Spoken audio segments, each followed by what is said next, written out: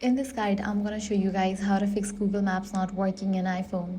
Let's get started. First, check for app update, launch App Store, search for Google Maps. Once app appears, if you see the option of update, click on it and update the app to its latest version. Next thing you want to do is launch your settings, check location service in your device, navigate to the option privacy and security, click on location services, ensure you have toggle on for this option. Now find Google Maps and launch it.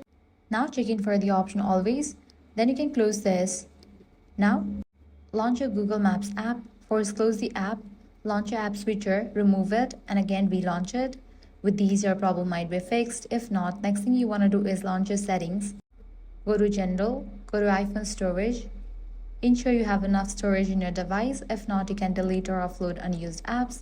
Likewise, launch Google Maps, click on Offload app, confirm it, then click on Reinstall app. This will clear cache and cookies for the app. Likewise, head back. Now navigate to the options Software Update. If any new updates are available for your device, just update it. Likewise, head back, scroll all the way down, click on Apps, find Google Maps and launch it. Ensure you have enabled the cellular data option. Also ensure you are not using low data mode or low power mode. And lastly, you can completely delete Google Maps and reinstall it. So that's it. By following these steps, your Google Maps should work. If this guide helped you out, do not forget to like, share and subscribe.